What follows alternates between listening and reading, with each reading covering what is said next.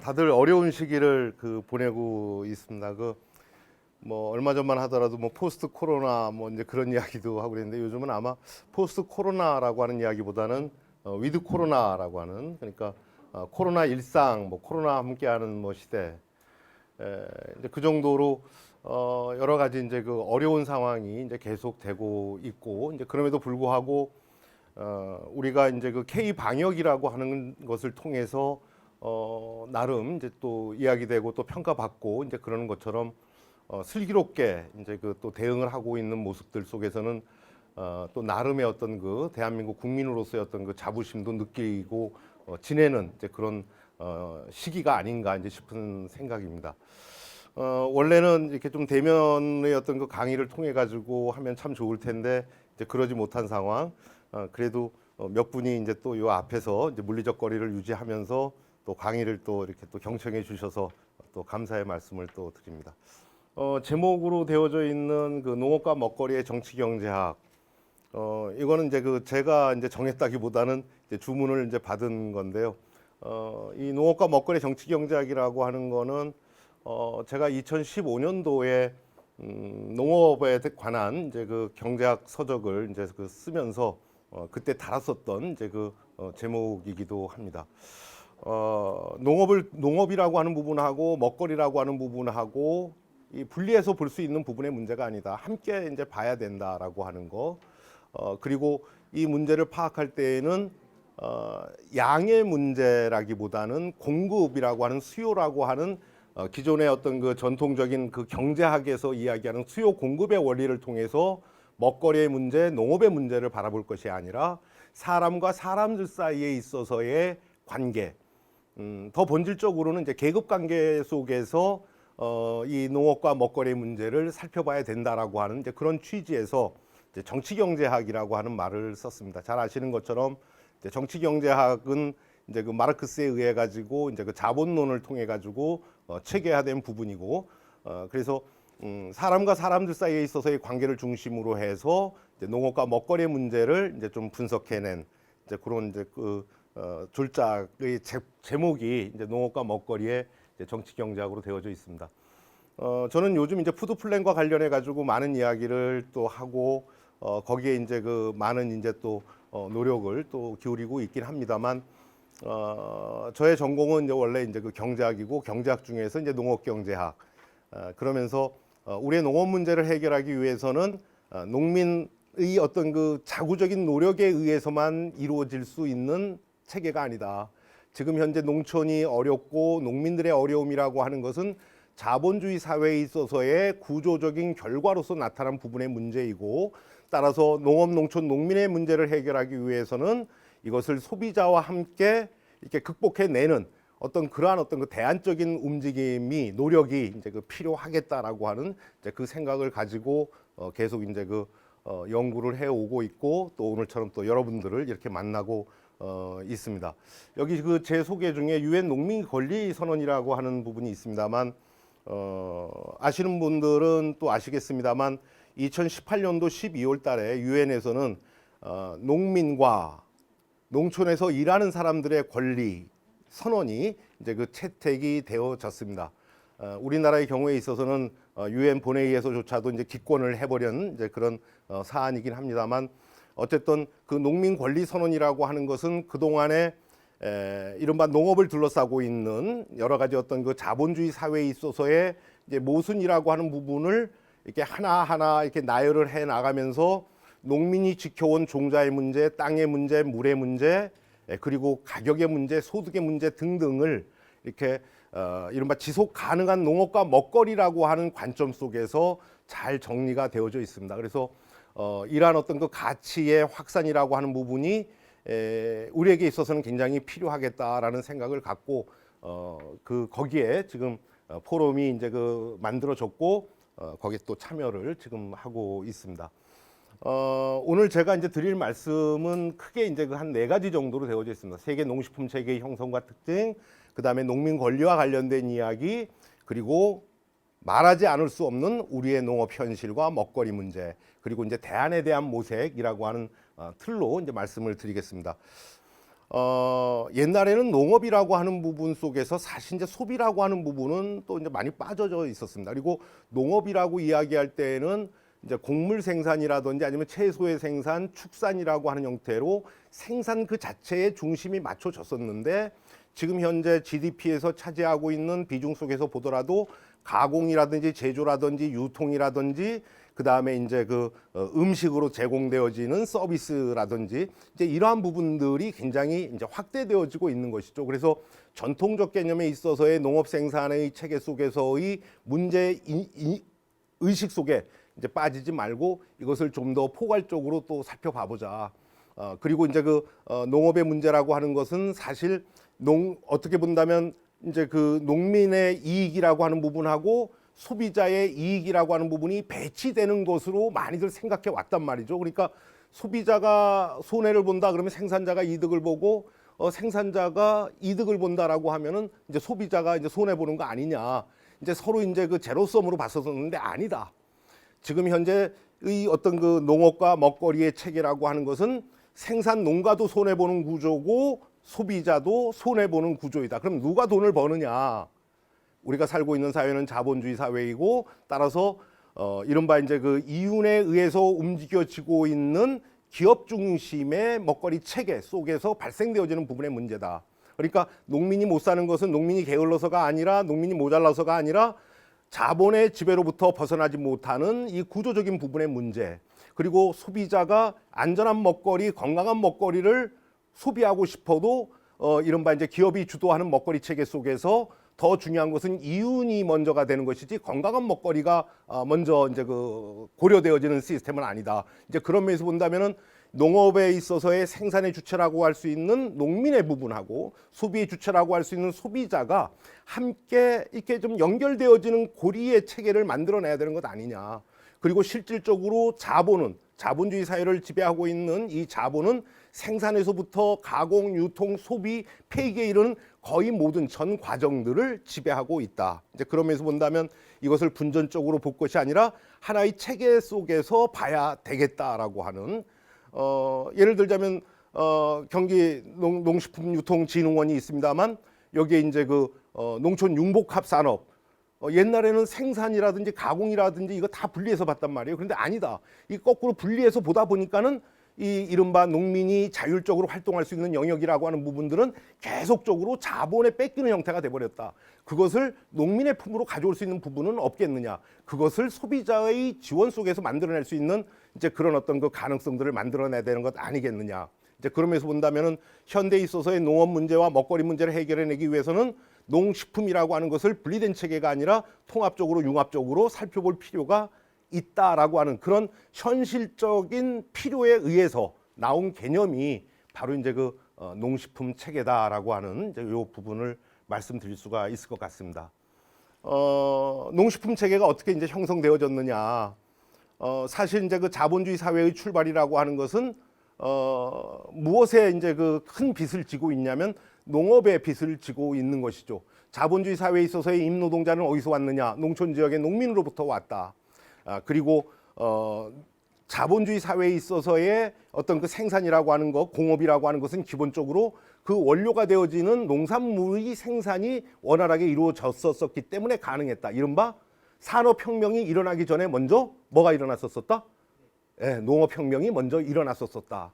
그런데 농업혁명에 의해서 이제 이루어진 산업혁명을 기반으로 해서 자본주의 사회가 성립이 되어졌습니다만 자본주의 사회가 성립되고 난 다음에 거꾸로 그 자본은 무엇을 지배하는? 농업을 지배하는 구조가 돼버렸다. 이게 변증법이죠, 뭐 그렇죠? 예. 그러니까 그야말로 이제 그 거꾸로 이제 그 지배가 이제 이루어지는 이런 상황들. 그래서 맨 처음에는 18세기 말 19세기 초에 영국이 주도하는 체계 속에서는 이제 이른바 이 선진국은 공업국, 그다음에 후진국은 이제 농산물 수출국이라고 하는 틀이 만들어졌었고, 이제 그것이 이제 제2차 세계대전 이제 가까이 이제 무렵되어지면서 미국이 주도하는 체계로 이제 이루어지게 되면서 여러 가지 어떤 그 변화가 일어나게 되죠. 이른바 농업에 있어서의 산업화, 기계화가 이제 많이 이루어지게 됐고, 그다음에 2차 세계대전 이후에는 2차 세계대전 당시 전쟁 당시에 사용되어졌었던 이제 그 군수 물자, 살충제라든지 독가스라든지 이제 아니면 폭탄이라든지 거기에 이용됐었던 물자들이 비료라든지 농약이라든지 하는 형태로 또 탈바꿈을 가져가면서 이른바 농업에 있어서의 생산의 틀도 이제 또 달라지게 되는 그런 모습들이죠. 1980년대 이후에 이른바 신자유주의 세계화가 확대되어지는 과정 속에서 과거에 있어서 특허가 주어지지 않았었던 종자에 대한 부분까지도 특허가 주어지게 됐다. 사실 종자라고 하는 것은 인류 공동의 유산이다라고 이야기를 할 수 있는 거잖아요. 계속 대대로 계속 육종이라고 하는 것이 이제 이루어져 왔었던 것이고 그 결과물이 지금 현재 우리가 이제 보는 것인데 이제 그것에 대한 사적인 어떤 그 이윤의 획득이라고 하는 것이 종자에 대한 특허를 통해 가지고 가능하게끔 되어졌다. 그러니까 모두가 이용할 수 있는 부분, 공유 자원으로서의 씨앗이 사적인 이윤을 얻어내는 수단으로 되어버렸다. 이제 그 이야기는 바로 뭐냐면은 기업이 주도하는 이윤이 중심이 된 체계 속에서 우리 모두가 누려야 될 사회적 후생이라고 하는 부분이 달아나 버렸다라고 하는 이제 이러한 일들이 계속 이제 급격하게 이루어지는 것이죠. 그게 바로 1980년대 이후에 급격하게 진행됐었던 이른바 신자유주의 세계화라고 하는 부분하고 이제 같이 이제 연결되어지게 됩니다. 그래서 인간이 만든 것도 아닌 이제 물 같은 경우에 땅 같은 경우에 있어서 이 어떤 투기화라고 하는 것도 이제 급격하게 이제 이루어지는 이제 그러한 모습이 되어지게 됐다라고 하는 겁니다. 이번에 코로나19를 계기로 해가지고 FAO, WTO, 그다음에 WHO 3월 말에 뭐라고 이야기를 했냐면 식량 위기로부터 벗어나기 위해 가지고 코비드19가 터져나니까 몇몇 수출국의 경우에 있어서는 이제 그 곡간문을 갖다 이제 챙기고 막 그랬었잖아요. 그러니까 이렇게 챙기지 말아라. 자유로운 교육을 통해 가지고 빈곤의 문제가 해결되어진다라고 이제 이야기를 했고 이제 그 이후에 이제 또 5월 초인가요? 우리 한국은 일본하고 연대해 가지고 이제 또 농산물 WTO 그 농산물 위원회에 이 교육을 막는 이러한 어떤 그 제한적인 행위는 이제 올바르지 못하다라고 하는 형태의 어떤 이 건의문을 갖다 또 내기도 합니다. 그런데 사실 먹거리의 안정적인 확보라고 하는 것이 무엇에 의해서 가능할까? 국가 간의 자유로운 무역을 통해서 먹거리의 안정적인 확보가 가능한 것일까? 근데 국가 간의 먹거리의 자유로운 무역을 주도하는 것은 누구일까? 개별적인 중소농가일까? 아니면 거대 곡물 메이저들일까? 누구죠? 그래요. 곡물 메이저들이다. 곡물 메이저들이다. 곡물 메이저들의 어떤 그 움직임이라고 하는 것은 먹거리를 무엇으로 보는 거예요? 돈벌이 수단으로 보는 것이지 기아 인구를 축소시킬 수 있는 수단으로 보지 않는다라고 하는 거예요. 그러니까 우리 경제학에서는 이제 굉장히 유명한 논쟁이 있습니다만은 빈곤의 원인이 어디 있느냐, 인구 법칙이 어느 거냐라고 할 때 멜더스는 뭐라고 했냐면은 인구는 기하급수적으로 증가하는데 식량은 상수율급수적으로 증가한다. 따라서 빈곤의 원인은 어디에 있다? 그 자연 법칙이다. 신이 내린 법칙이다라고 이야기를 했고 마르크스는 인구 법칙이라고 하는 것은 인구라고 하는 것은 자본에 비해서 실업이 발생했다라고 하는 것은 자본에 비해서 상대적으로 과잉돼서 실업이 발생하는 것이지 일을 할 수 있는 능력 자체가 없어서 실업이 발생하는 것 아니다. 그러니까 상대적 법칙이다. 빈곤의 원인이라고 하는 것은 그러니까 이 식량의 어떤 그 부족이라고 하는 부분의 문제가 교육의 문제에 의해서 발생되어지는 부분의 문제라기보다는 거대 기업들이 주도하는 체계 속에서 식량의 자유무역이 이루어졌다. 그래서 외국산 농산물이 우리나라에 많이 들어왔다. 제일 먼저 그 피해는 누구에게로 발생하는 거죠? 우리 농민들에게서 발생하는 거죠. 그럼 우리 농민들은 어떻게 하겠어요? 생산을 하겠습니까? 안 하겠습니까? 생산 못한다. 탈농한다. 그러니까 자유로운 무역이 식량 위기를 극복해 준다? 아니다. 자유로운 무역에 의해 가지고 어떤 문제가 발생한다. 농민들이 농촌에서 쫓겨나는 일들이 발생하고 있다. 그런데 이번에 코로나19를 계기로 해가지고 뭐냐면 자유무역이 이게 아주 옳은 것이다. 식량 위기를 갖다 극복해낼 거다라고 하는.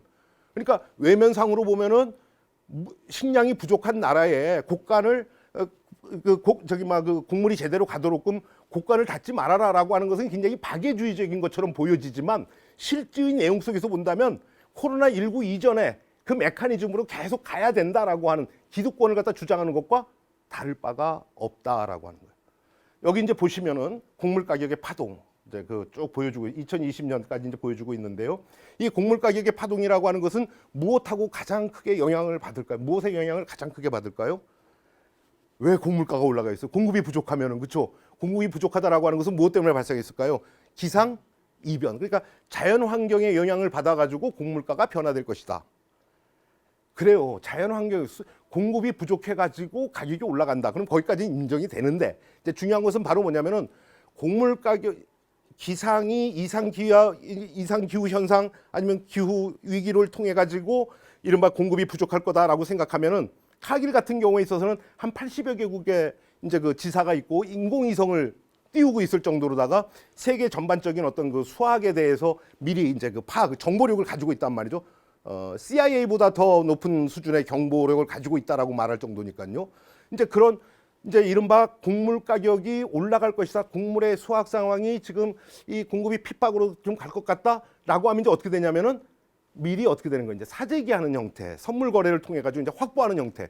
그러니까 우리가 일반적으로 공급이 부족하게 되면은 가격이 올라간다. 그런데 공급이 부족한 것만큼 그것의 영향만큼만 가격이 올라가면 좋은데 가격이 올라갈 것을 생각하고 거기 이제 뭐가 달라붙는 거죠? 투기꾼들이. 이번에 뭐 고추 가격 많이 올라간다라니까 고추 사재기한 많았을 거예요. 그러니까 일종의 이제 그러한 어떤 그 이른바 투기 자본들이 이제 막 이제 발응하는. 근데 여기 이제 보시면은 이 지금 이 가격 변동의 폭이 이 주기가 점점 좀 짧아지는 모습을 보여주고 있죠. 이건 바로 뭐를 의미하냐면은 이른바 기후에 있어서의 어떤 그 위기적인 양상이 이제 나타나고 있다라고 하는 것을 보여주는 것이고 여기 이제 그 2007년도, 2008년도에 세계적인 식량 위기가 있었거든요. 기억하세요? 2007년도, 2008년도에 세계적인 식량 위기가 있었나? 기억 아마 못 하실 거예요. 우리나라도 이제 압축적으로 이제 뭐 여러 사회 사건들이 많아서 라기보다는 당시에 세계적인 식량 위기, 우리나라 지금 현재의 2018년도 기준으로 했었을 때 곡물 자급률이 21.7%밖에 안 되거든요. 뭐 당시에도 뭐 한 30% 아래였었을 거예요. 25%에 30% 고사였었는데 그럼에도 불구하고 우리가 식량 위기를 체감하지 못했었던 것은 그나마 이제 무엇은 이제 쌀은 그렇죠. 쌀은 이제 거의 이제 그 작업을 했었기 때문에 이제 그랬었단 말이죠. 그랬는데 나중에 이제 보니까 말이죠. 이 곡물가가 이렇게 보니까 이제 이 선물 시장 미리 이제 사러 이제 들어오는 거예요. 선물 시장은 원래 내가 앞으로 생산을 계속하기 위해서 원료가 있어야 되니까 원료를 안정적으로 확보하기 위해서 나 미리 사놓게 하는 게 선물 시장이었었는데 곡물가가 올라갈 거다라고 생각을 해가지고 투기적인 자본들이 막 들어오기 시작합니다. 여기 이제 보시면은 2000년만 하더라도 곡물이나 식품업계 등등이 그러니까 가공하기 위한 곡물업체, 식품업체가 거의 선물 거래에 있어서 주류를 이뤘습니다. 그런데 여기 이제 보시면은 이들 까만 부분들 이게 바로 뭐냐면은 이제 투기 자본들이거든요. 이제 그야말로 이 먹거리 그러니까 식량 위기라고 하는 아니면은 기후 변화라고 하는 것을 이용을 해서 또 돈벌이의 수단으로 삼고 있는 이런 어떤 그 세력들이 이제 먹거리 시장을 지배하고 있는 이제 이런 모습이 이제 돼버렸다.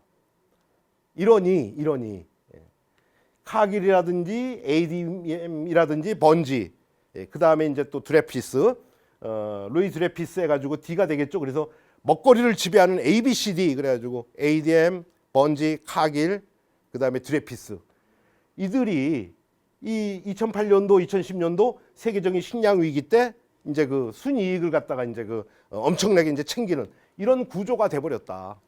그리고 실제로 지금 현재 ADM, 번지, 카길, 드레피스 이 네 개의 업체가 전 세계의 곡물 무역의 60%를 차지하는 형태가 됐다라고 하는 거죠. 그러니까 농업 생산에 있어서의 가장 중요한 고리라고 할 수 있는 곡물 그리고 이제 곡물에 있어서의 수출입이 또 여러 가지로 이제 이루어지고 있는데 그 가운데에서 곡물 무역은 소수의 이제 그 네 개의 이 곡물 메이저들이 이제 그 지배하는 구조들 이제 이러다 보니까는 이 곡물 시장이 굉장히 이제 불안할 수밖에 없는 이제 그런 상황이 이제 되어버렸다. 그런데 곡물만 그러냐? 이들은 금방 말씀드렸던 ADM, 번지, 카길, 드레피스 이제 이런 데는 단순하게 무역만 하는 것이 아니라 콩을 가공하고 그다음에 축산을 하고 도축을 하고 그다음에 수출을 하고 해운을 가장 대표적으로 이제 카길 등등이 됩니다만은 그래서 먹거리에 있어서의 세계 무역 질서를 지배하고 있는 것이 이러한 거대한 이제 그 기업들이다. 이제 이러한 어떤 그 국경을 넘나드는 먹거리들에 의해 가지고 이제 그 우리의 농업, 우리의 먹거리가 지배당하는 형태가 되어버리다 보니까 우리에 있어서 규모가 큰 농가이든 규모가 작은 농가이든 이제 그 어려움에 처할 수밖에 없는 이제 그런 상황에 이제 직면하게 됐다. 종자도 마찬가지다라고 하는 겁니다. 세계 종자 시장의 53%를 3대 기업이 지배하고 있다. 몬산토하고 바이엘. 몬산토하고 바이엘은 이제 또 합병을 했습니다. 합병을 해가지고 이제 그 바이엘이라고 하는 이름을 갖다 이제 주택에 이제 쓰고 이제 뭐 그랬습니다만은 이제 30.1% 합병을 해서 그 다음에 다오하고 듀뽕도 이제 합병을 해가지고 22.7%. 그래서 이른바 53%를 이제 3대 기업이 이제 그 지배하고 있는 이제 이러한 어떤 그 모습으로 다 나타나고 있다. 그리고 산업체들은 이른바 이제 이 종자의 어떤 그 상업화 이제 등등을 통해 가지고 이른바 이제 그 종자의 다양성이라고 하는 부분들도 이제 훼손하고 있는 이제 그런 모습들을 이제 보여주고 있는 상황. 여기에 아까 이제 1980년대에 이른바 이제 그 종자에 있어서의 사유화라고 하는 말씀을 이제 드렸잖아요. 이제 그런 것에 이제 그 자극을 받아가지고 이제 이루어지기 시작한 것이 GM, 유전자 조작 관련된 것. 그래서 원래는 이제 살아있는 생명체에 대한 특허가 주어지지 않았었는데 살아있는 생명체에 대해서도 이제 특허가 이루어지고 하다 보니까 유전자 지도를 갖다 이렇게 뭐 발견해낸다라고 이야기를 해야 되겠죠. 이제 그런 업체들이 이제 많아지고 이제 그러면서 이제 그것을 이제 그 종자 산업하고 연결되어진 고리가 또 만들어지게 됐고 그 결과 1996년부터 GM 농산물, 유전자 변형 내지는 유전자 조작 농산물의 상업적 재배가 이제 이루어지게 됐다라고 하는 겁니다. 이른바 녹색혁명형 농업에 의해 가지고 이후에 다수학 품종을 중심으로 한 비료와 농약을 다 투입하게 되는 이제 그러한 농업에서 이제 한 걸음 더 나아가서 이른바 이제 바이오 혁명이라고 하는 이름을 속에서 이제 그 GM 작물의 어떤 그 재배가 이제 확산되어지게 됐다라고 하는 겁니다.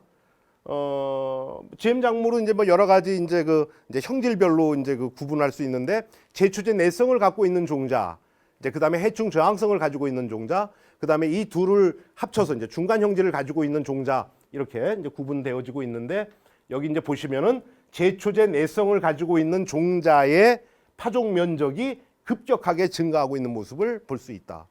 가장 대표적인 제초제 글리포세이트 발암물질로 규정되어져 있는 거잖아요. 그러니까 이런 거예요. GM 작물이라고 하는 것이 이게 건강에 좋으냐 나쁘냐라고 하는 것을 떠나서 일단은 GM 콩이다라고 했었을 때는 그거는 제초제를 엄청 많이 강한 제초제를 먹고 자랐다라고 하는 그 자체만 가지고서도 반생태적이고 그렇죠? 반건강적이고 그렇죠? 지속 가능하지 않다라고 하는 여긴 바이엘하고 몬산토하고 이제 그 결합이 되어지는 이름도 재밌게 짓죠. 제초제 이름은 라운드업이고 그다음에 종자 이름은 라운드업 레디. 라운드업을 갖다 맞을 준비가 되어 있다는 말인가요? 잘 모르겠습니다만 2018년도 8월 달에 나왔는데 캘리포니아 주법원 몬산토 한 명한테 3,277억 원을 배상하라고 판결을 했다라고. 왜?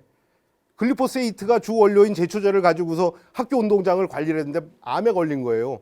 너희 이 제초제 뿌릴 때 암 조심하라고 말한 경고문 없지 않냐? 이제 그래가지고 이제 아마 이래가지고 몬산토가 바이엘하고 합병을 갖다 서둘렀는지는 잘 모르겠습니다. GM 감자 들어보셨죠? GM 감자. 일반 감자에서는 손상된 조직이 변색된다. 감자가 변색돼 가지고 싹이 났다라고 하는 이야기는 나 먹지 말아라. 이 부분 먹지 말아라라고 하는 표시잖아요. 근데 그 표시가 안 나는 거예요. 이거 굉장한 거죠. 그러니까 팔아먹는 사람의 입장 속에서 본다면은 죄송합니다. 파는 사람의 입장 속에서 파는 사람의 입장 속에서 본다면 굉장히 아주 그 수지 맞는 그 상품이런지 모르겠지만은 사서 먹는 사람의 입장 속에서 본다면 이거 참 그렇다. 그리고 잘 아시는 것처럼 우리나라의 GM 표시, 식품 표시 문재인 대통령은 당선되기 전에 뭐라고 하셨었어요? 식품 표시에 강화하겠다. 그래가지고 2018년도 4월 달인가요? 그때 이 청원했잖아요. 답변 어땠었죠? 그 전 정부에서의 답변하고 다를 바가 없었었다. 그러니까 열을 가했을 경우에는 100% GM 농산물이라고 하더라도 표시할 의무가 없다. 감자가 들어왔다라고 하게 되면 가장 먼저 갈 데가 어디겠어요? 예, 패스트푸드, 프렌치 프라이. 예. 그러면은 이제 당연하게 그래서 뭐 튀겼을 때 발암 물질이 덜 나오도록 어떻게 한다라고 이야기를 하고 있지만 여기에 참여했었던 카이어스 로맨스라고 하는 사람은 판도라의 감자다라고 이야기할 정도로 예. 이제 그러다 보니까는 이제 그 GM 아웃 뭐 이제 이런 이야기가 이제 나오고 있습니다. 우리나라의 어떤 그 GMO 수입. 그러니까 GM이라고 하는 것은 하나의 어떤 그 이 종자 품종의 문제가 아니라 세계 농식품 체계 속에서 진행되어져 온 모습들, 그러면서 농민의 종자권이라고 하는 부분도 훼손되어진 부분들, 그러면서 소비자의 건강권도 훼손되어지는 것.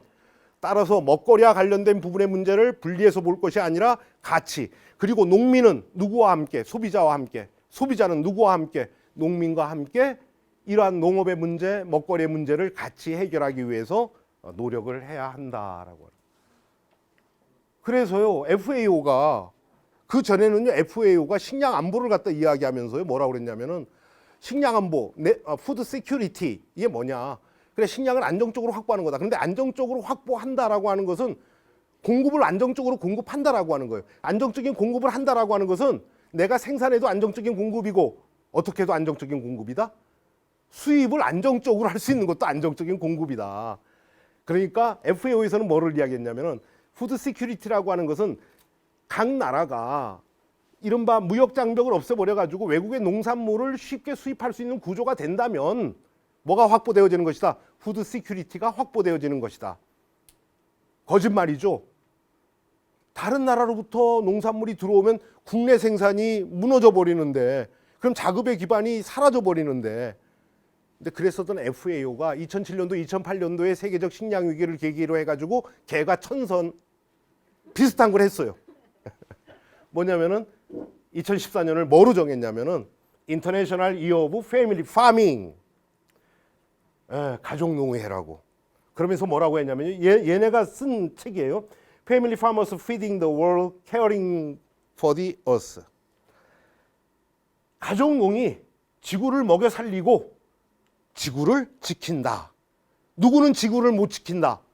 기업 농들은 지구를 못 지킨다. 실제로 그러했다라고 하는 거예요.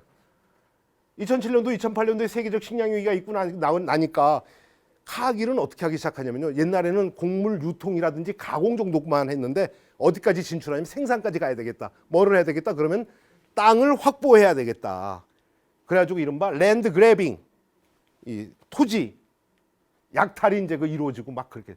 이제 그러다 보니까 여기에 살고 있었던 농민들은 다 쫓겨나는 형태가 돼버렸다. 이거 2018년도에 그 사진인가 그럴 거예요. 저쪽 인도네시아인데요. 포크레인이 이제 막 이렇게 하는 거예요. 누가 저항하고 있죠 지금? 오랑우탕이. 농민은 다 쫓겨났고 이제 오랑우탕이 마지막 이제 야 이거는 지속 가능하지 않다. 그러니까 자연의 생태계를 계속 파괴하는 형태로 이루어지는 농업 생산의 확대. 그런데 그 농업 생산도 어떤 농업 생산이에요? 사람이 직접적으로 먹는 곡물 생산에 이루어지는 것이 아니라 돈벌이가 되어지는 먹거리, 그쵸? 사료 같은 거라든지 아니면 사료는 그나마 그래도 나요. 뭐 옥수수는 그래 사람하고 또 갈 수도 있고 하니까. 근데 뭐 예를 들자면 녹말을 갖다 만들면 아니면 이제 뭐 사탕수수라든지 팜, 가장 대표적인 게 팜이죠. 예. 이제 등등의 생산. 이거는 지속 가능하지 않다. 그런데 가족농은 전 세계에 있어서 농장이 개인 또는 가족의 농도에 주로 의존하더라. 90% 이상이. 가족농이 전체 경제의 70 내지 80%를 경작하고 있으면서 전 세계 먹거리의 80%를 생산하고 있구나. 우리는 가족농, 소농 하게 되면은 어떤 소규모 생산하는 사람들, 비효율적인 사람들, 그리고 촌스러운 사람들로 봤는데 아니다. 이들이 지켜오는 전통적인 방식의 영농이라고 하는 것은 현대 과학기술의 문명 속에서 본다면은 다소 진보한 것일런지 모르겠지만은 수천 년 동안의 지혜가 그 속에 담아져 있다. 농민 우습게 보지 말아라. 라고 하는. 이제 그동안에는 어떻게 대규모화하고 기계화하고 화학화하고 그것이 식량 위기로부터 모든 것을 이제 그 해방시켜 줄 것이다라고 이제 이야기를 했었었는데 이제 이렇게 된 거죠. 이 개가천선했다라고 이제 저는 이제 그랬는데 아까 말씀드린 대로 코로나19를 계기로 해가지고 자유로운 교육이 계속 이루어져. 다시 배신? 그 간단한 글이 그 어저께 그 프레시안에 보내줬는데 기후 위기를 심화할 낡은 식량 안보론 해가지고 글을 갖다 하나 올려놨습니다. 그거 한번 이제 봐보시면은. 그래서 그러면서 이제 2014년 해보니까는 나름 이제 또 의미 있는 또 저거였거든요. 그래서 이거 1년에서 안 되겠다. 그래가지고 2019년부터 작년부터 2028년까지 이 이른바 가족노후의 10년 해가지고 이제 또 그러면서 여기 이제 나오는 이야기들이 가족농은 먹거리 보장, 생활 개선, 자연자원의 관리, 환경의 보호, 특히 농촌 지역의 지속 가능한 발전 등 독특한 역할을 수행한다. 지구에 대한 돌봄과 지혜를 무기로 가족농은 기아 없는 세상, 그리고 더욱 균형되고 적응력 있는 지구, 그리고 지속 가능한 발전. 어떻게 본다면 이 이야기는 기후 위기에 대한 어떤 그 나름의 대안을 이야기할 수 있는 것이기도 되고, 그 다음에 이제 코로나19에 대한 우리의 어떤 각성이라고 할까 하는 부분하고 같이 연결되어지는 이제 지점이겠다라고 하는 이제 이런 부분입니다. 이제 그래서 이러한 어떤 FAO가 그러면 그냥 가족농후의 10년 해가지고 대기업들이 이렇게 하는 거 보니까는 야 이거 우리의 먹거리 지속 가능한 형태로 확보될 수 없어라고 스스로가 깨우쳤다라기보다는 외부에서의 어떤 뭐라고 할까요? 이제 압박이 엄청나게 이제 컸었던 거예요. 그 가장 큰 압박이 바로 뭐였냐면은 이제 식량 주권 운동이다라고 하는 거. 식량 주권. 요 식량 주권 운동은 이제 비아 캠페시나가 이제 중심이 돼가지고 우리나라에는 이제 전농하고 전연농이 이제 회원 단체로 가입이 되어지고 있고, 그 다음에 또 농민 권리에 대해서는 또 이제 우리나라 가톨릭 농민회 그쪽에서 이제 또 참여하고 있는 피마크라고 하는 이제 거기에서도 이제 농민 권리에 대한 이야기들. 그러니까 농민에 대한 권리가 자본주의 이후에 계속 축소되어졌지만 극에 달하기 시작한 게 바로 언제냐면은 1980년대 신자유주의 세계화 이후였었다. 그러다 보니까 프란시스코 교황은 뭐라고 이야기를 합니까? 규제 없는 자본주의는 새로운 독재다라고 이야기했다. 그러니까 신자유주의 세계라고 하는 것은 자본에 대한 규제를 갖다 다 풀어주는 거잖아요. 모든 것을 다 시장의 영역 속에 다 포함시키는 거. 의료에 대한 부분들, 그 다음에 굉장히 중요한 기간 산업에 관련된 부분들, 거의 모든 부분들이 다 어디로 넘어갑니까? 민영화의 형태로 넘어가 버리잖아요. 그럼 규제가 이제 없어져 버리는 거잖아요. 그것이 이제 새로운 독재다라고 이야기했었던. 이제 그러한 것들에 대한 속에서 농민들의 권리가 더욱더 많이 위축되어지는 이 상황. 그래서 비아 캠페시나는요, 1996년에 푸드 시큐리티, 그러니까 식량 안보라고 하는 거 가지고서 장난치지 말아라. 그러면서 식량 안보 이야기하면서 저개발국 아니면 식량 수입국의 이제 먹거리 확보는 어렵게 만드는 이 책에 거짓말 아니냐. 그러면서 푸드 서버린티, 그래서 식량 주권을 이야기를 하게 됩니다. 그러니까 우리가 요즘 이제 이야기할 때 먹거리 전략할 때 식량 안보라는 이야기도 나오고, 그런데 사실 푸드 시큐리티 할 때 왜 소셜 시큐리티 할 때 사회 안보라고 안 하잖아요. 보장이라고 하잖아요. 그래서 요즘은 식량 안보라는 말 대신에 이제 식량 보장이라고 하는 거, 그러니까 먹거리 취약계층에 대한 먹거리 어떤 지속 가능한 어떤 접근권을 확보하는 형태로 해가지고 식량 보장을 이제 푸드 플랜이라든지 거기서 이야기해요. 그러니까 그 맥락하고는 조금 다른 거죠. 그러니까 FAO에서 진작에 썼었던 푸드 시큐리티라고 하는 개념과 우리가 요즘 먹거리와 관련해서 고민하고 있는 취약계층에 대한 먹거리 접근의 확보라고 하는 면에서의 식량 보장이라고 하는 개념하고는 약간 좀 맥이 좀 다르긴 합니다만, 어쨌든 이제 비아 캠페시나가 이제 식량 보장을 이야기했었고, 이제 이것이 이제 농민 권리 선언으로 이제 또 연결이 되어지게 됐습니다. 요 관련된 요 자료는 여러분들이 공유할 수 있도록끔 그렇게 되어져 있습니다. 참고해서 좀 봐보시고요. 2017년도 스페인의 이제 빌바오 쪽에서 있었던 비아 캠페시나 제7차 총회에서 나왔었던 이야기입니다. 반세기 이상 초국적 농기업들은 아까 말씀드렸던 ABCD 이제 거기에다가 몬산토, 신젠타 이제 등등이 이제 합쳐진 바이오 메이저들, 그들은 녹색 혁명을 팔았지만 녹색적이지도 않고 혁명적이지도 않았다.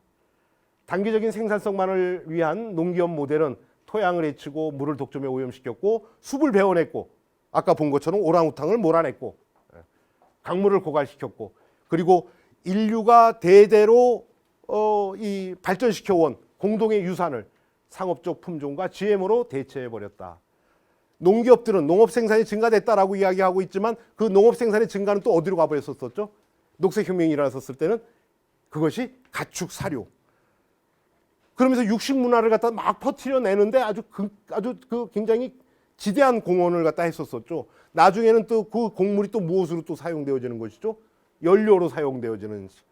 그러니까 이른바 녹색혁명, 바이오혁명을 통해 가지고 생산된 농업 생산량의 증대라고 하는 것이 기아의 종식으로는 가지 못했다. 생산량을 많게 해가지고 기아 종식하겠다라고 하는 그런 사기치지 말아라. 그 이야기입니다. 농기업은 굶주림을 동식시키기는커녕 더 많은 먹거리 문제를 양산해냈다. 그러면서 많은 사람들을 계속 농촌으로부터 쫓아내 버렸다. 이것은 농민이 철저하게 배제된 농업 모델이다라고 이제 이야기를 하면서 이것이 이제 나름 이제 UN 인권 이사회하고 논의가 되어졌고, 인권 이사회 속에서 이제 몇 차례 어떤 걸친 내부의 어떤 그 논의 끝에 2018년 12월 17일 농민과 농촌 지역에서 일하는 사람들의 권리. 근데 여기 보시면은요, Rights of Peasant, 소농이라고 하는 말이에요. 파머라고는 하지 않습니다. 이제 파머라고 하는 말은 조금 이제 좀 다른 개념. 그러니까 파머는 농장주도 파머고, 농사짓지 않아도 농장을 가지고 있는 사람이 파머고, 농업 경영자도 파머고, 농업 노동자도 파머고, 그러니까 모든 계층을 다 포괄하는. 페전트라고 하는 것은 직접 땅에서 일하는 사람들, 소유하고 관계없이. 그러니까 농민. 그리고 그럼 큰 규모의 농민은 페전트가 아닌가요? 어떻게 생각하세요? 큰 규모다. 그럼 이제 어떻게 되겠어요? 자기 자신하고, 아까 가족농 이야기 했잖아요. 자기 자신하고 가족이 중심이 돼가지고 농사 지으면 페전트.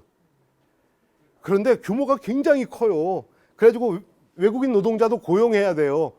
그럼 그건 페전트 아니다. 페전트라고 하는 거. 그러니까 직접적으로 땅과 관계를 맺고 노동하는 사람들의 권리다라고 하는. 그러면서 그 농민뿐만이 아니라 농촌 지역에서 일하는 모든 사람들, 가공에 종사하는 사람들, 수공업에 종사하는 사람들, 심지어는 누구도 외국인 노동자도. 그러니까 외국인 노동자의 권리도 어떻게 된다? 보장해야 된다. 그러면서 본다면 이거는 인권의 문제이기도 하고, 그렇죠? 다양한 내용이 여기 이제 포함되어져 있다. 2018년도 그렇습니다. 우리나라 농업 안타깝습니다. 얼마 전에 이제 그 발표한 그 자료입니다. 2019년도 작년도거든요. 확정치는 아니겠죠. 확정치는 아닌데요. 여기 보시면 농가소득 작년 대비해 가지고 2% 떨어졌습니다. 농업소득 재작년 대비 작년 몇 퍼센트 떨어졌다? 20% 떨어졌다. 이거 경상가격입니다. 경상가격이라고 하는 것은 그때 당시에 화폐하고 지금 화폐하고 그냥 무차별적으로 동일하게 본 거예요. 물가 상승률로다가 할인한 것도 아니에요. 경상가격인데 2000년에 농업소득 얼마였다? 1,090만 원. 2019년 1,026만 원. 떨어졌네요. 20년 전인데 20년 전. 더군다나 역사상 최초로 농가소득 중에서 농업소득이 차지하는 비중 계속 감소했어요.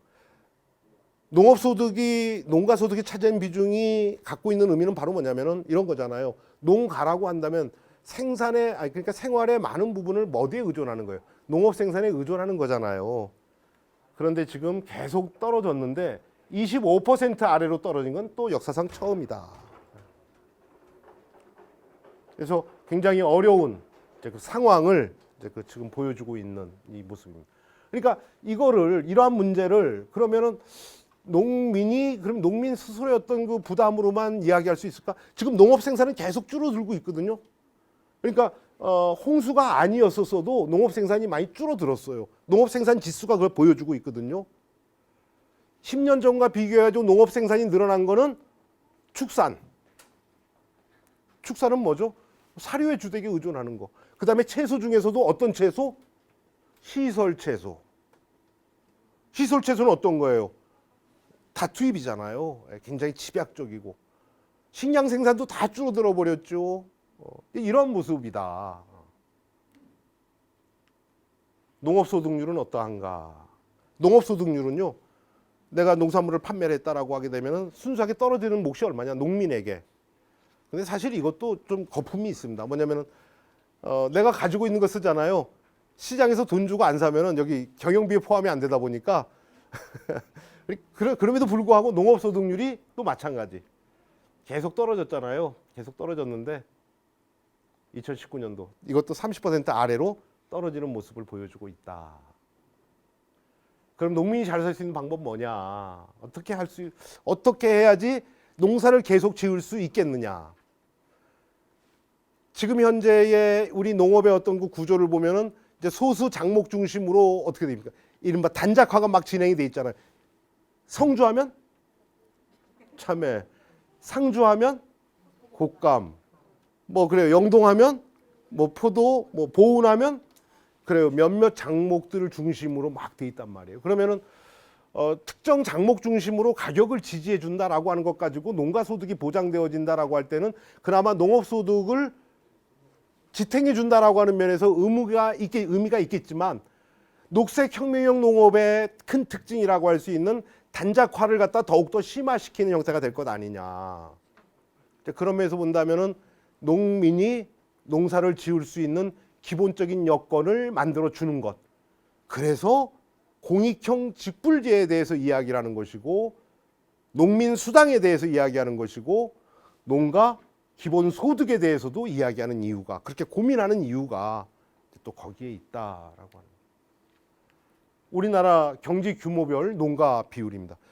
1980년대 중반 이후에 우루과이 라운드가 시작이 되어졌고 그러면서 농산물을 막 개방하고 하면서 정부는 어떤 정책을 피냐면은 이제 우리는 경쟁력을 갖춘 농민을 전업농을 육성하겠다. 대규모화하겠다. 그래요. 그런 정책이 계속 유지가 돼 왔었어요. 근데 그 결과가 어떻게 나타나냐면요. 1헥타르 미만의 농가, 여기거든요. 여기 주황색 있는 거. 한 65% 정도 수준이었었어요. 근데 지금은 2019년도는 70%를 넘어섰습니다. 1헥타르 3,000평 미만의 농가가 70%를 넘어서고 있다. 그렇다라고 해가지고 여기 이제 보시는 것처럼 10헥타르 이상의 농가가 크게 증가했느냐? 그렇지 않다. 거의 답보 상태에 있다. 그러면 농업에 있어서의 농촌에 있어서의 활력은 어디서 찾아야 되겠느냐? 바로 여기. 대규모 농가들도 나름 활로를 찾아서 그러니까 제값을 받을 수 있는 도매 시장에 있어서의 일종의 뭐라고 할까요? 이제 그 기능을 좀 더 강화한다거나 하는 것들도 필요하겠지만 더 중요한 것은 바로 이 소규모 생산 농가들. 이 소규모 생산을 하다 보니까는 시장 유통에서 어떻게 되겠어요? 물량이 많은 사람하고 공급 물량이 적은 사람하고 공급 물량이 적으면 상인들이 잔손이 많이 가잖아요. 별로 취급을 안 하려고 한단 말이에요. 그러니까는 이제 사정하면서 판매하는 사람하고 배 내밀면서 판매하는 사람하고 받는 가격이 다르다. 그럼 이 부분을 갖다 어떻게 그리고 이 규모가 작은 농가가 그럼 농업 생산에만 매달려 가지고 생활이 가능할까? 불가능하다. 그러면 이들이 생활도 가능한 농하고 연계되어져 있는 생활이 가능한 시스템을 만들어낼 수 있는 방법은 없겠느냐? 가공이라고 하는 부분을 어떻게 하자? 농민에게 좀 가져올 수 있는 방법은 없겠느냐?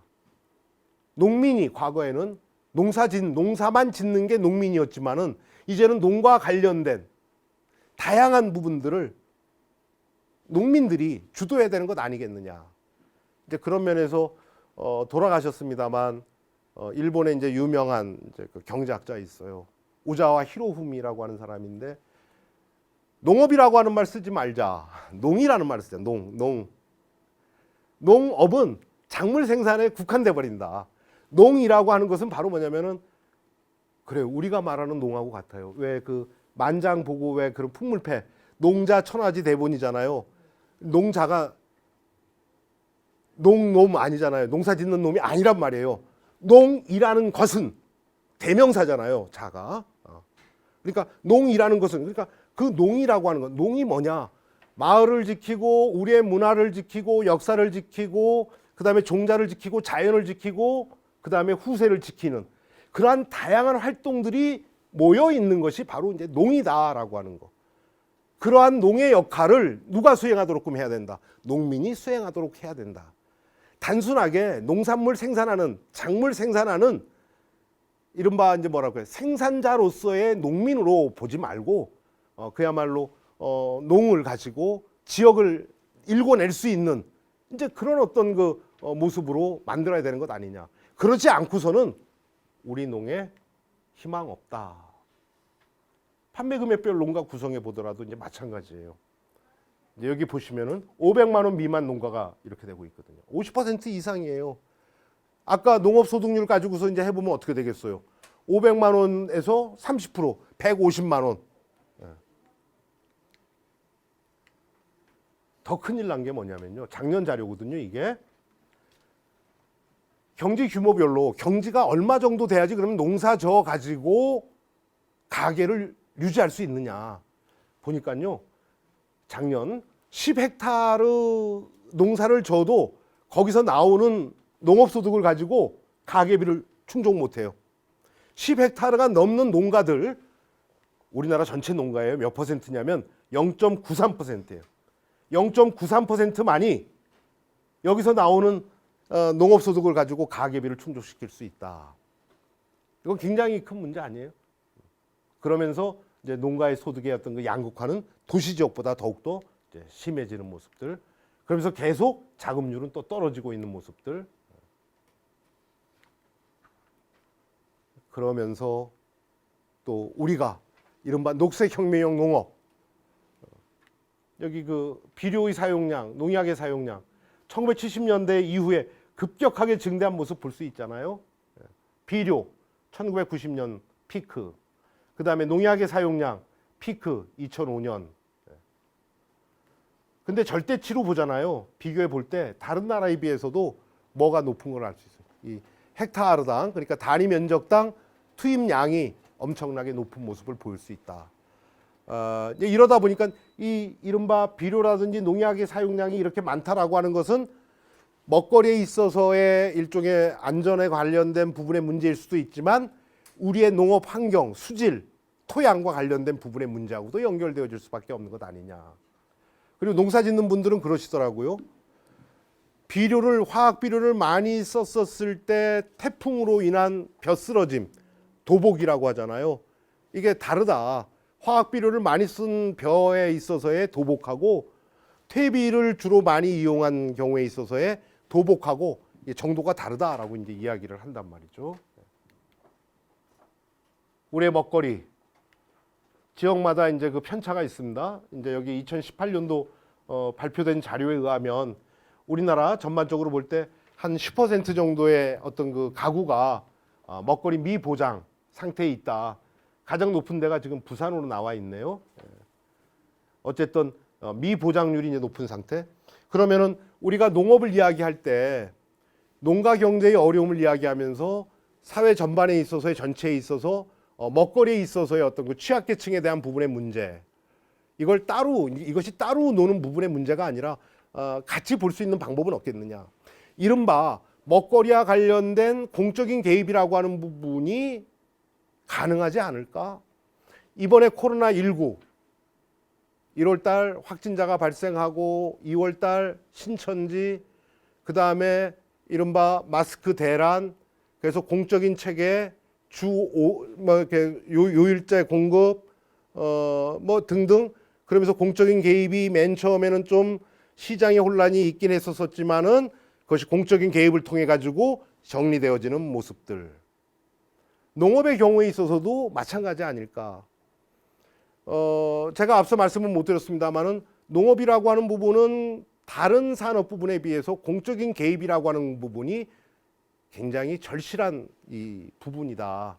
뭐 우자오 히로부미는 농업이라고 이야기하지 말고 농이라고 이야기하라라고 이야기했습니다만, 공적인 개입이 필요한 이유는 바로 뭐냐면요, 시장을 통해 가지고 모든 것이 자원이 효율적으로 분배되어지는 시스템이다라고 하게 된다면 공적인 개입은 어떻게 본다면 필요 없습니다. 자본주의 사회에서. 그런데 자본주의 사회에서의 어떤 그 자원의 배분이라고 하는 것은 시장을 통해서 이루어지잖아요. 시장에 나오는 소비자는 지불하는 것은 바로 뭐냐면은 자기가 그것의 직접적인 소비로부터 얻는 것에 대한 대가로서 화폐를 지급하는 거란 말이에요. 그런데 예를 들어서 농업 생산하는 과정 속에서 예를 들어서 숲이 있다. 어떤 사람이 임산주가 있는데 거기에서 이제 잣나무를 잣을 생산해 낸단 말이에요. 그럼 잣을 구매하는 사람은 잣에 대한 사용에 대한 대가로서 잣값을 지불하는 것이지, 잣나무가 이렇게 제공하는 피톤치드, 그다음에 잣나무가 있음으로 말미암아 발생한 홍수, 산사태의 예방, 그다음에 경관의 유지, 이런 거에 대해서는 잣나무를 사는 사람은 지불하지 않는다. 따라서 시장의 수요 공급에만 맡겨버리게 되면은 잣나무는 항상 어떻게 시장이 사회가 필요로 하는 양보다는 적게 생산되어질 수밖에 없다. 왜? 생산자가 행한 것보다는 훨씬 적은 혜택이 거꾸로 오기 때문에. 따라서 그런 경우에는 어떻게 되겠어요? 잣나무의 생산을 좀 더 장려하기 위해 가지고 뭐 보조금을 준다든지 뭐 그런 형태의 어떤 그 개입이, 그렇게 해서 잣나무가 좀 더 많이 생산돼서 그 대기 정화라든지 경관의 유지라든지 산사태의 예방이라든지 이제 이러한 기능들도 같이 하도록 만들어내는 것, 그게 바로 정부의 기능이다.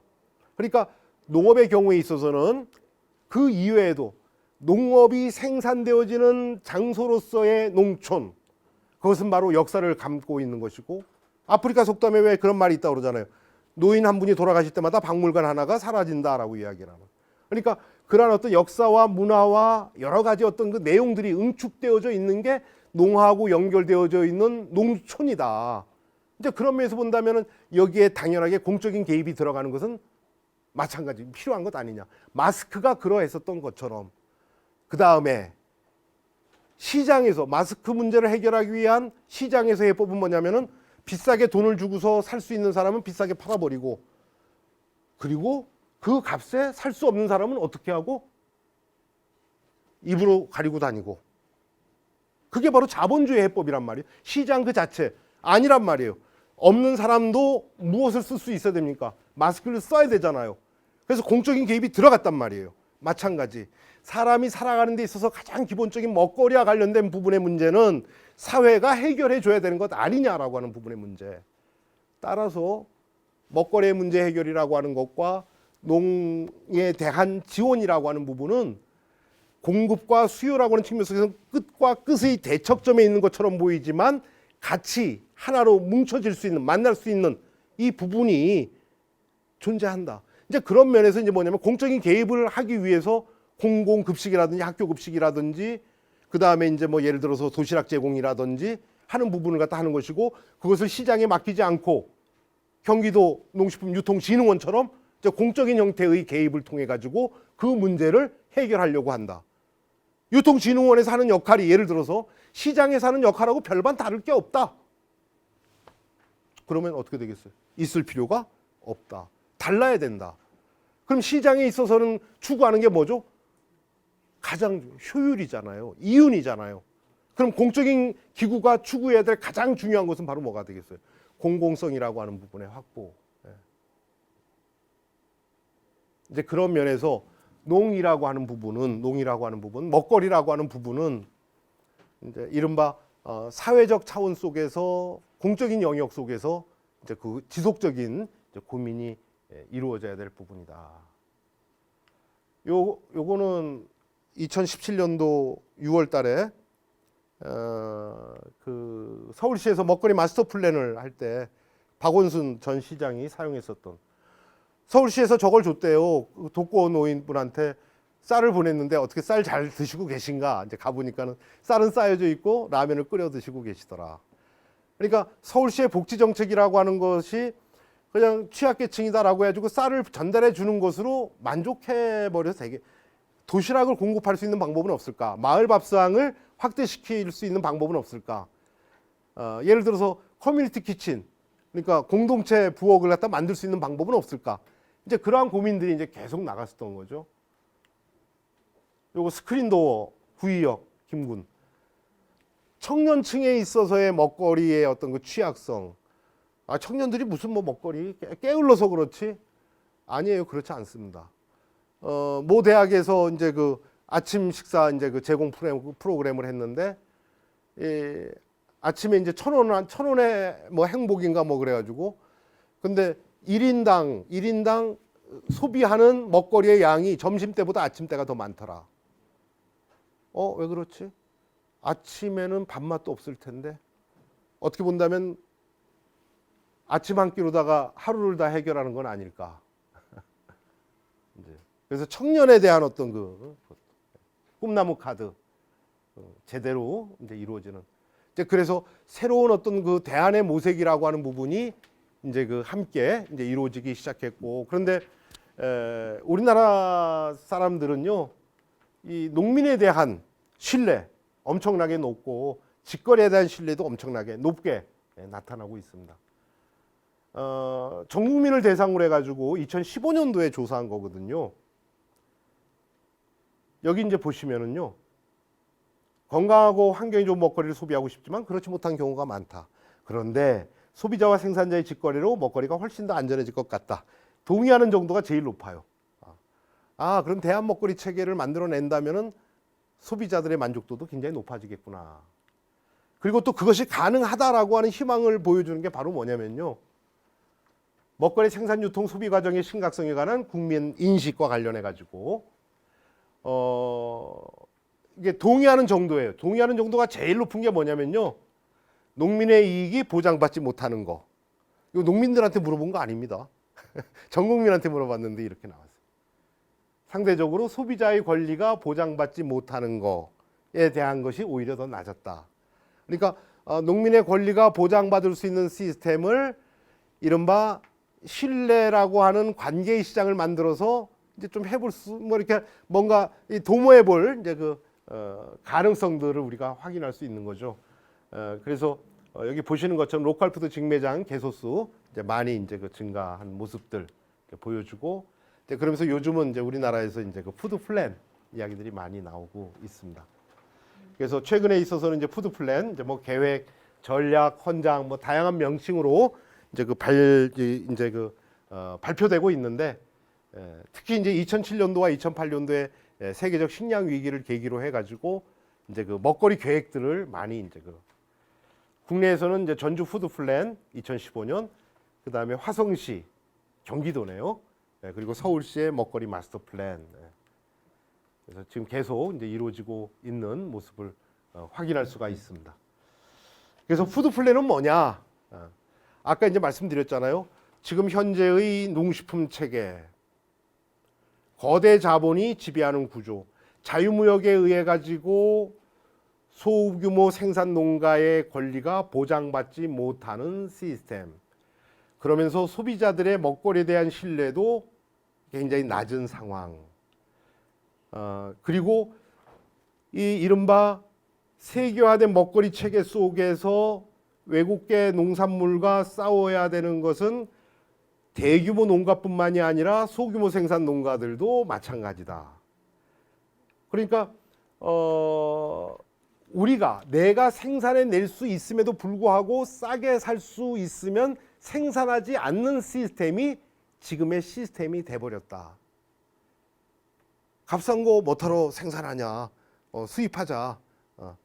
이제 그렇게 되면 이제 어떻게 되는 거예요? 영원히 생산할 수 있는 능력은 이제 잃어버리는 거잖아요. 이제 뭔가 이제 그러다 보니까는 대규모 생산 농가의 경우에 있어서는 경쟁의 시장에 조금 더 노출시키고, 뭐 예를 들자면 대도시라든지, 그리고 소규모 생산 농가의 경우에 있어서는 멀리 있는 시장하고 경쟁을 시키기보다는 이제 공적인 체계 속에 들어와서 지역 내에서 소비할 수 있는 시스템을 만들어낸다면 좋지 않겠느냐. 지역에서 생산해서 지역에서 소비하자. 무슨 푸드? 로컬 푸드. 그런데 로컬 푸드가요, 반드시 지역이라고 하는 물리적인 공간을 중심으로 해가지고 뺑 돌려가지고 요 안에 들어온 건 로컬, 요 바깥에 있는 건 안 로컬, 그게 아닙니다. 그러니까 로컬에 있어서의 거리라고 하는 것은 무슨 거리? 물리적 거리만은 아니다.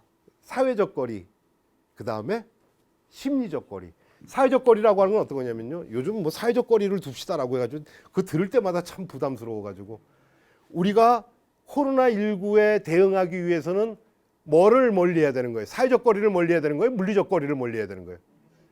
물리적 거리를 멀리하는 거잖아요. 사회적 거리는 어떻게 해야 됩니까? 더 가깝게 해야죠. 그러니까 이웃에 대한, 아니면은 이제 다른 사람의 어떤 그 안전에 대한, 우리가 마스크를 쓰는 이유는 뭐예요? 나 안 걸리려고 마스크 쓰는 사람들보다는 다른 사람, 내가 혹시나 저거 했는데 다른 사람한테 피해를 줄까봐, 그게 얼마예요? 사회적 거리가 얼마나 가깝게 있는 거예요? 남을 갖다 그렇게 배려하는 마음이니까. 로컬 푸드를 이야기할 때는 사회적 거리를 어떻게 하자? 가까이 하자. 그 다음에 심리적 거리, 신뢰의 정도도 높이자. 그리고 사회적 거리도 가깝게 하고, 그 다음에 심리적 거리도 가깝게 하려면 가능하면 어떻게 했으면 좋겠다? 물리적 거리도 좀 가까웠으면 좋겠다. 예를 들자면 꾸러미가 있다. 제주도에 있는 꾸러미가 서울로 왔다. 엄청 멀죠? 로컬 푸드예요? 아니에요? 로컬 푸드일 수도 있고 아닐 수도 있어요. 그냥 누가 생산했는지도 모르고 그냥 뭐 홈쇼핑에게 쭉 올라가다가 이거 맛있고 싸네? 그래서 그냥 샀어요. 그러면은 그거는 가까운 데서 생산됐다 손치더라도 로컬 푸드 아니다.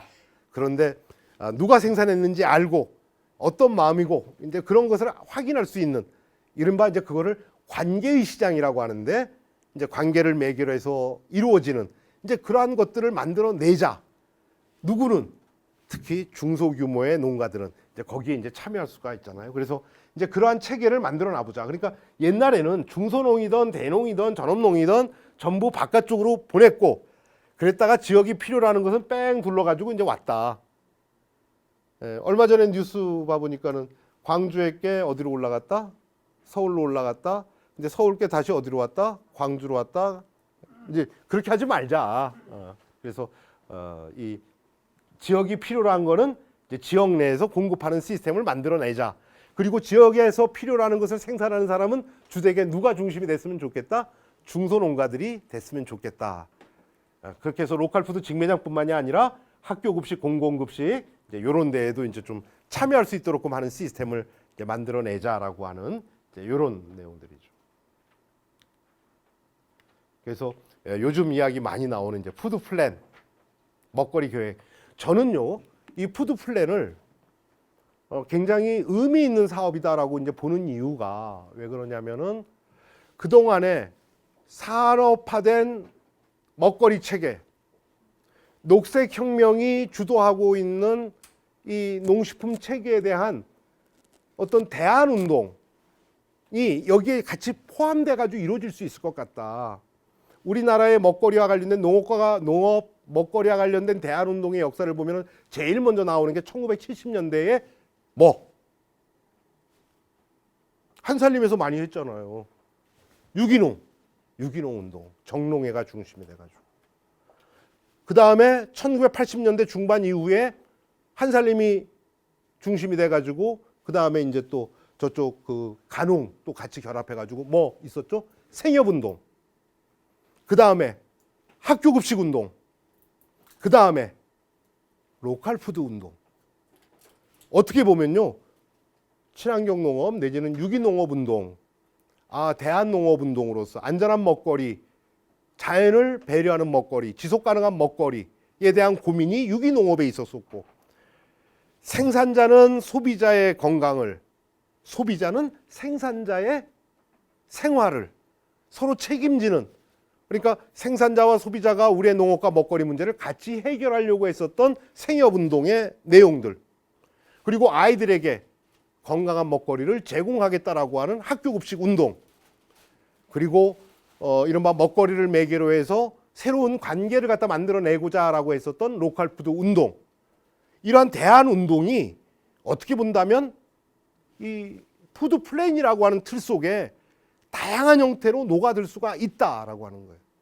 저는 이제 그런 면에서 본다면은 기존의 유기농업운동, 친환경 농업운동 진영에서 이렇게 민간 진영에서 막 하다가 정부가 개입하여 친환경 농업 육성 정책을 하기도 했습니다만 요즘은 보면 인증이라고 하는 것이 하나의 또 벽으로 또 작용을 하기도 하잖아요. 그러면 그것을 이렇게 좀 뭐라고 할까요? 이제 그 쉽게 내가 친환경 인증은 받지 않는다 손치더라도 생태적 관심이라든지 그것이 작용되어질 먹거리를 만들어낼 수 있는 시스템을 그럼 푸드 플랜이 좀 담아낼 수 있지 않겠느냐. 이른바 지역 인증이 될 수도 있고 참여자 인증이 될 수도 있고 이제 그런 면에서 유기농업 운동의 어떤 그 대안적인 부분을 여기 또 담아갈 수가 있을 것이고 그다음에 학교급식 마찬가지 생협운동 지역 내에 있어서의 일종의 선순환 구조를 만들어낸다라고 할 때 지역 내의 매장을 가지고 있는 생협이 할 수 있는 역할들도 엄청나게 클 것 아니겠느냐. 그리고 로컬 푸드 직매장만 가지고서는 굉장히 좀 어려움이 있다. 여기에 무엇도 같이 결합하자. 공공급식도 결합하고 그다음에 가공품도 같이 결합하고 이제 그런 면에서 본다면은 그동안에 진행돼 왔었던 대한농식품 운동이 같이 결합돼서 나타날 수 있는 이게 그야말로 이제 흔한 이야기로 시너지 효과를 발휘할 수 있는 굉장히 좋은 사업이 될 수 있을 것 같다. 다행히 문재인 정부 들어선 다음에 국가 푸드 플랜, 그다음에 지역 단위 푸드 플랜, 이제 구축과 관련된 여러 가지 지원 사업이 있고 그리고 이제 단순하게 이제 그 계획 세우는 데서 끝나는 것이 아니라 푸드 플랜과 연계한 이른바 패키지 지원 사업도 같이 진행을 하고 있고 그다음에 로컬 푸드 운동을 해 왔었던 사회적 경제 조직들을 이렇게 또 복돋아주는 이른바 로컬 푸드와 연계한 이제 사회적 모델에 대한 어떤 그 뭐라고 할까요? 이제 그 확산 사업 이제 이러한 것들이 이제 같이 연결되어져서 이루어지고 있거든요. 그래서 우리가 이제 사실 뭐 코로나19 그다음에 이번 여름에 있어서의 긴 장마 그다음에 태풍 여러 가지가 우리의 뭐 농업 환경 그다음에 우리의 어떤 그 생활 그 자체를 위협하고 있고 이제 그러다 보니까 우리의 삶에 대해서 좀 더 진지하게 이렇게 고민할 시간조차 주지 않고 이제 또 이렇게 시간은 지나가고 있는데 이럴 때일수록 우리가 그 동안에 해 왔었던 대한 운동의 어떤 그 가치라고 하는 부분이 이제 더욱더 이제 그 소중한 상황이 이제 아니겠느냐라고 하는 거. 이제 그런 면에서 마지막에 말씀드린 이 푸드 플랜이라고 하는 거는 그 동안에 유기농업을 또 해 오셨던 농민들 그리고 유기농업에 종사하고 있는 그 농가들을 지원해주기 위해서 노력했었던 우리 생협 조합원들 그리고 학교 급식 애들에게 제대로 된 먹거리를 공급해야 된다라고 하면서 또 쌓아오셨던 이른바 학교 급식 뭐 진영 그다음에 로컬 푸드 이제 여러 부분들이 이제 같이 결합이 되어지는 이제 그런 어떤 그 운동으로서의 이제 의미를 갖는 것이 아니냐. 그러니까 우리가 대안적인 먹거리 체계를 계속적으로 고민하고 또 이것이 이제 또 제도화된 형태로서 이제 푸드 플랜이 이제 이루어지고 있는데 이것이 이제 그 나름 의미 있게 이제 또 정착되어지기 위해서는 보다 많은 시민들의 이제 관심이 또 필요하다. 그리고 오늘 이제 그 시간 속에서 이제 말씀은 제대로 못 드렸습니다만 이러한 것들이 제대로 운영되어지기 위해서는 이제 지역 단위에서 이른바 이제 민주성이라든지 개방성, 투명성이라고 하는 부분들이 담보가 되어진 이른바 이제 공적인 형태의 이제 중간 지원 조직도 필요하고 사실 이제 그러한 중간 지원 조직이 제대로 작동되어진다라고 하면은 이제 먹거리나 농업과 관련된 다양한 어떤 그 의미 있는 이제 성과들이 나올 수 있을 것이고 또 이제 그러한 것들 또 만들어내기 위해서는 또 누가 필요한 거예요? 사람이 필요하잖아요. 지금 현재 이제 보면은 땅값은 워낙 비싸가지고 그리고 아까 우리 농업 현실 이제 보신 것처럼 10헥타르 3만 평 농사를 져도 거기서 나오는 농업 소득을 가지고 가계비를 충족시키기 어려운 구조다. 그렇다라고 한다면 농에서 농에 뿌리를 두고 이렇게 뭔가 활동을 하려고 한다라고 할 때는 농에만 농업 생산 그 자체에만 매몰돼 가지고 내 생계를 해결하려고 한다라고 하면은 그것은 거의 실패의 확률이 높다. 따라서 우리가 왜 반농 반X라고 이야기하죠. 일본에서 이야기한 그러니까 다양한 형태의 어떤 사회적 경제 조직과의 결합이라고 하는 것들도 이제 같이 이제 또 고민하면서 이제 농에 뿌리를 두는 이제 그러한 어떤 그 내용을 준비하는 것도 필요하겠다라고 하는 말씀을 드립니다. 제가 이 말씀을 드리는 거는 이게 또 인문학이기도 하면서 또 귀농 귀촌이라고 하는 이야기도 있고 그래서 귀농 귀촌을 이렇게 좀 생각하시는 분들한테 이러한 어떤 그러니까 농에만 모든 것을 이렇게 그 생각을 하고 이렇게 하기보다는 그다음에 농하고 연결된 다양한 어떤 그 사업 부분들을 활동 부분들을 이제 같이 고민하면 좋지 않을까라고 하는 그런 말씀을 좀 드리고 싶습니다. 푸드 플래닝 우리나라에서 좀 제대로 잘 진행되고 있는 주역 사례, 물론 서울시 먹거리 플래닝 하지만 좀 더 저희가 좀 사례를 볼 수 있는 푸드 플랜과 관련된 이제 모범적인 사례 이제 어디가 좀 잘 되고 있는지 일단은 이제 그 아까 말씀드린 대로 푸드 플랜이 제대로 되어지기 위해서는 이 푸드 플랜은 로컬 푸드 운동, 뭐 유기농업 운동, 이제 뭐 등등 시민사회 진영에 있어서의 운동이라고 하는 부분까지도 같이 이제 포괄되어져 있기 때문에 도시 지역에 있어서는 저는 저기를 뽑고 싶습니다. 서대문구, 서울시 서대문구. 서대문구는 사실 도시 지역이잖아요. 도시 지역이어 가지고 생산 기반이 없습니다. 그러니까 지역 물리적 거리를 기준으로 본다면 이제 그 로컬 푸드가 없는 거죠. 그런데 2018년도부터 서대문구는 저기하고 그 이제 도농상생 서울시의 도농상생 공공급식을 통해 가지고 전주시로부터 공급을 받았습니다. 그렇게 해서 이렇게 어린이집에 이제 그 식재료라든지 공급하고 이제 그랬었는데 어떻게 본다면 도농상생 공공급식을 서울시가 이렇게 꿈꾸게 만들었었던 자치구가 또 서대문구이기도 했다. 저는 그렇게 생각이 돼요. 이제 뭐냐면 어린이집 같은 경우에 있어서는 일식당 기준 단가가 1,745원인가 그렇거든요.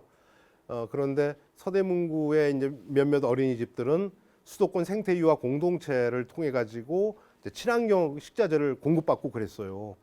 그러면은 서울시에서 이제 고민은 어떤 거였냐면, 그럼 서울시에 있는 잘 아시는 것처럼 어린이집은 유치원과는 달리 이게 식재료에 대한 이제 불만의 정도가 굉장히 이제 좀 높은 상황이었었거든요.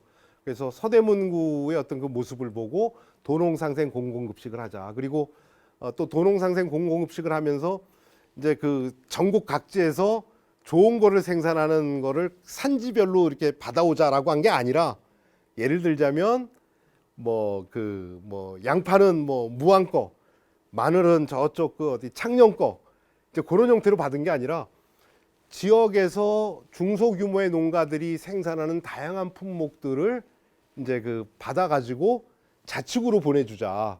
이제 그렇게 연결을 하는 시스템이잖아요. 그래서 서대문구는 이제 그 전주시로부터 이제 받았고, 그러면서 이번에 이제 그 코로나19로 인해 가지고 나름 이제 좀 어려움이 있었었잖아요.